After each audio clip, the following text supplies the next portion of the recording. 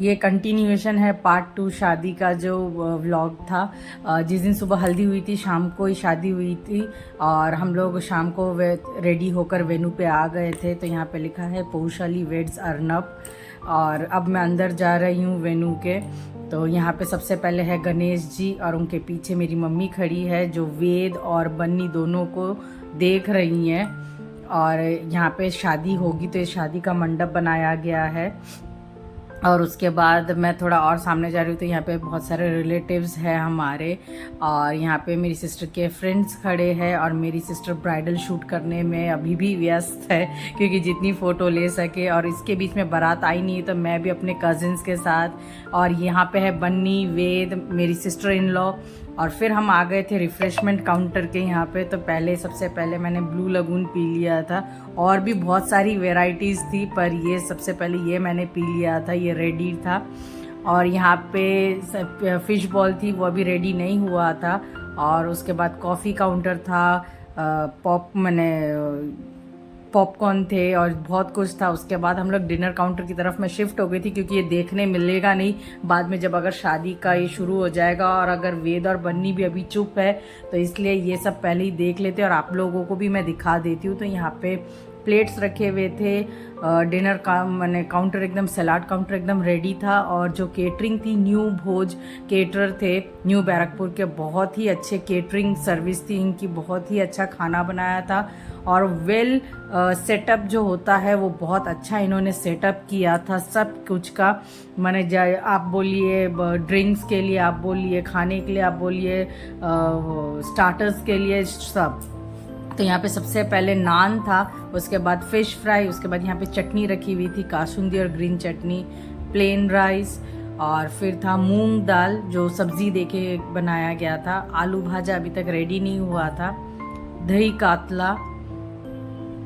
और उसके बाद है मटन जो यहाँ का स्टार था, मैंने शादी का बहुत ही टेस्टी बनाया गया था। और वैसे ही यहाँ पे जैसे नॉनवेज काउंटर रखा था वैसे ही वेज काउंटर भी था जहाँ पे वेज कटलेट था, चना था, उसके बाद मटर पनीर है। तो ये वेज के लिए था, राइस कॉमन है सबके लिए। फिर वहाँ पे है चटनी, आम की चटनी बहुत ही टेस्टी थी, पापड़, संदेश का भी कोई जवाब नहीं था, बहुत ही अच्छे संदेश थे, रसगुल्ला जिसका बोलना ही कुछ और नहीं है। और ये थे हमारे सारे रिलेटिव्स, घर के लोग जो सब अभी तक बैठे हैं। बारात आई नहीं थी इस वजह से, तो अब आ गई है बारात। तो बारात जैसे ही आ गई है तो हम सब बाहर चले गए थे उनका स्वागत करने के लिए।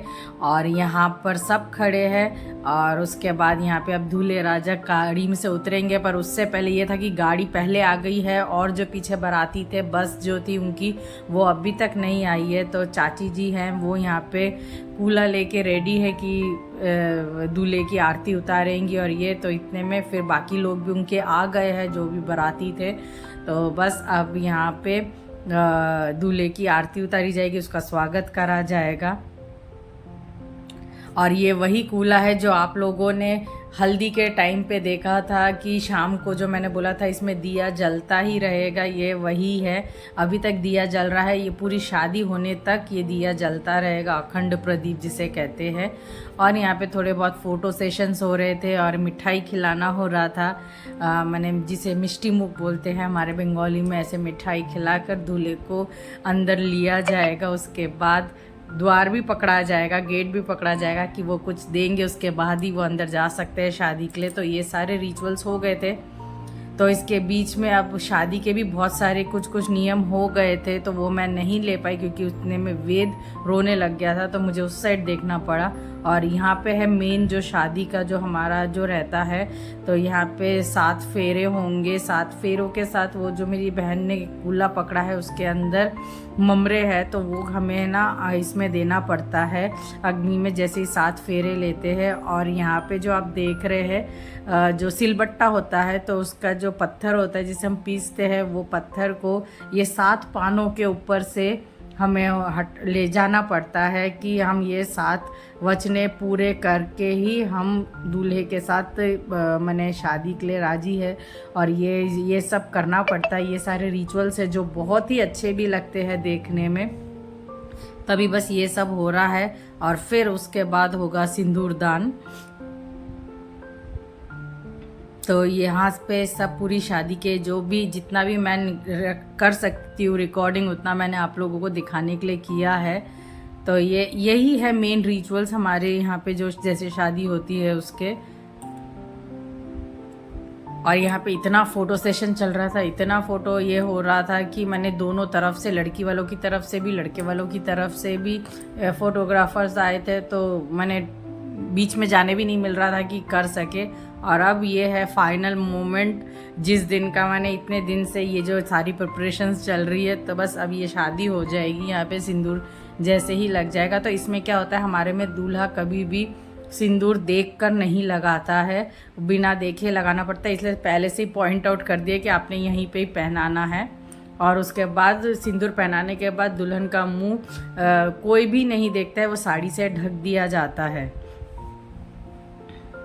और अब ये द मोमेंट जब मैंने, बहुत ही क्रूशल मोमेंट है, बहुत ही इमोशनल मोमेंट है कि बस अभी विदाई होने वाली है। ये दूसरा दिन है सुबह का, बहुत रात भी हो गई थी और फिर ये दूसरा दिन है विदाई का, तो इसमें ज़्यादा कुछ नहीं कर पाए। आप लोगों से बस यही विनती है, आप ब्लेसिंग्स दीजिए मेरी बहन को कि उसकी शादी का जीवन है बहुत सुखमय कटे, बहुत अच्छी तरह कटे।